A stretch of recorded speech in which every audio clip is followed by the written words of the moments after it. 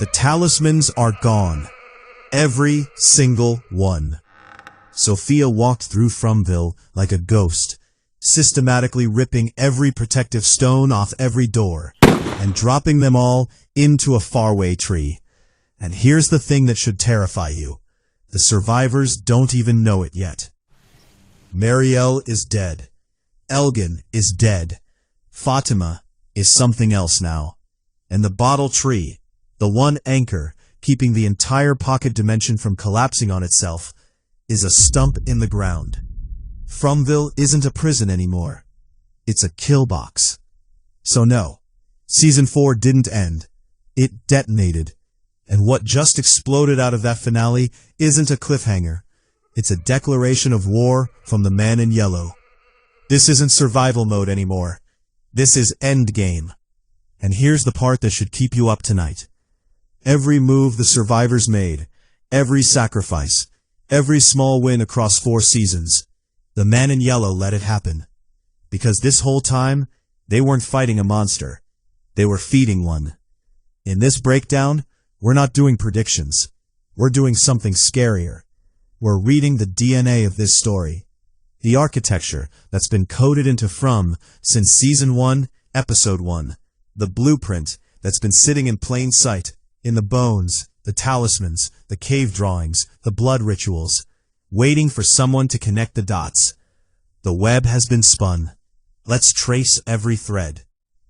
Here's the question nobody asked in Season 1 because they were too busy screaming. Why does the fog exist? The fog. That rolling, impenetrable curtain that marks the boundary of Fromville. The fan theory community landed on something months ago that I keep coming back to. The cosmic web. And the more you stack the lore on top of it, the more it fits. Fromville isn't a cage. It's a trap. A cosmic hunting net. Think about it geometrically. The road loops. The fog closes in. The faraway trees scatter people deeper inside. Nothing about the geography of this place is designed to hold people in. It's designed to funnel them inward, closer to the center, closer to the thing at the bottom of the web. The man in yellow. And here's where it clicks. The man in yellow doesn't just want fear. He harvests it. Every terrified night, the survivors spend barricaded behind those talismans. Or rather, the talismans that are now gone generate something. Energy, suffering, a sacrifice by 1,000 cuts. Look at the seasonal structure of the show. Season 1, arrival and disorientation. Season 2, the first biological contamination, Marty's worms in Boyd's blood. Season 3, the manufactured pregnancy, Smiley's resurrection. Season 4, the systematic dismantling of every defense. That's not chaos. That's a harvest cycle. The talismans weren't protection. The boy in white told us early on, the talismans were seeded into that stone cellar by design. And the Season 4 finale confirms it. Sophia dumps the stolen talismans into a faraway tree in the closing moments, which means those talismans will travel backward through time and land in Boyd's cellar in Season 1. The protection was always the trap. The talismans keep the survivors alive just long enough to generate maximum suffering before the next massacre resets the board. The man in yellow isn't the spider sitting in the web. He is the web. And Fromville is the web's mouth. So what does that mean for Season 5? It means the rules have completely changed. Without talismans, there's no safe night. There's no defensive posture. The survivors can't wait this out. They have to go offensive. Underground. Into the tunnels. Into the dark. And that's exactly where Ethan comes in. There's a cave drawing that's been haunting this show since Season 2. Jade found it in the tunnels. 12 adult figures standing in a circle around 8 child-sized forms. The records in the subterranean chamber show only 7 tombstones. One child was never sacrificed. The ritual was broken. And according to every structural rule this show has built, an incomplete ritual in Fromville doesn't just fail. It loops forever until it's finished. Miranda and Christopher, Tabitha and Jade's past life counterparts, they made the moral choice.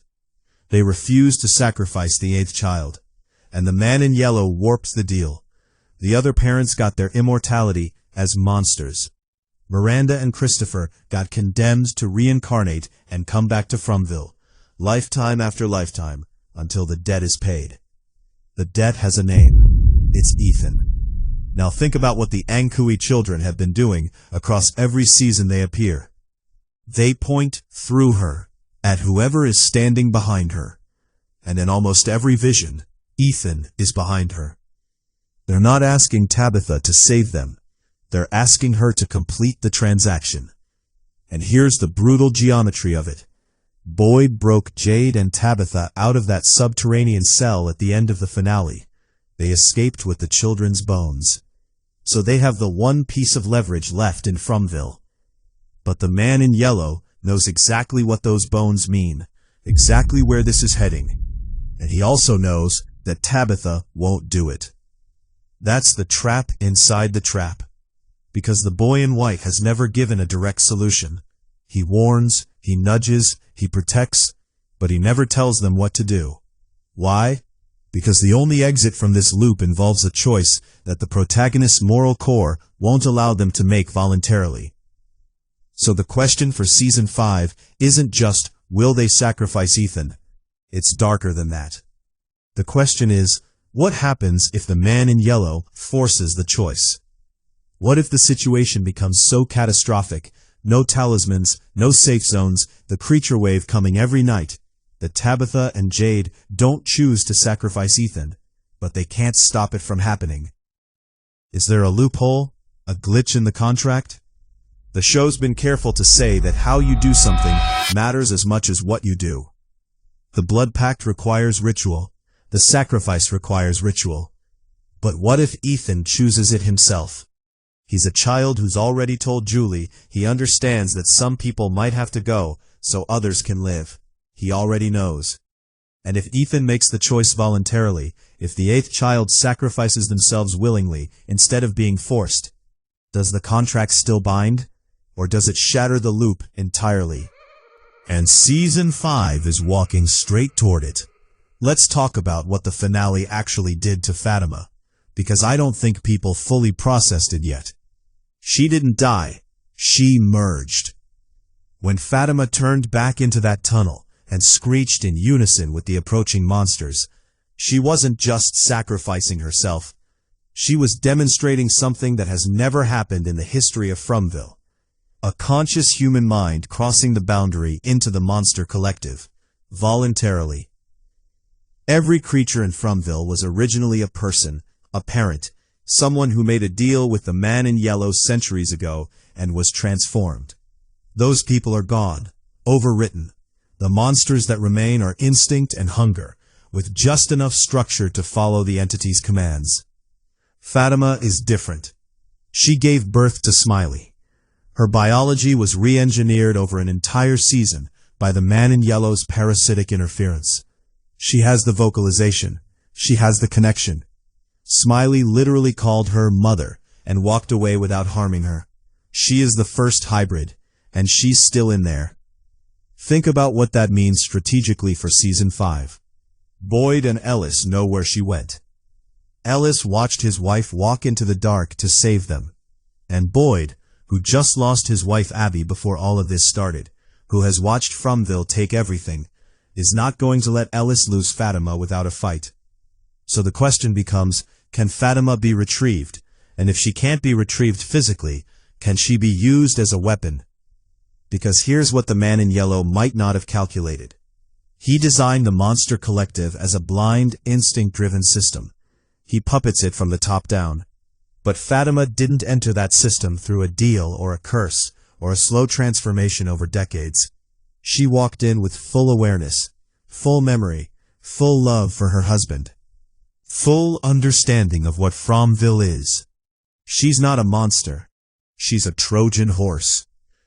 If Fatima can retain enough of herself to communicate, to pass information back to the survivors, to navigate the tunnels the way Boyd navigated the surface, the man in yellow has a critical flaw inside his own architecture.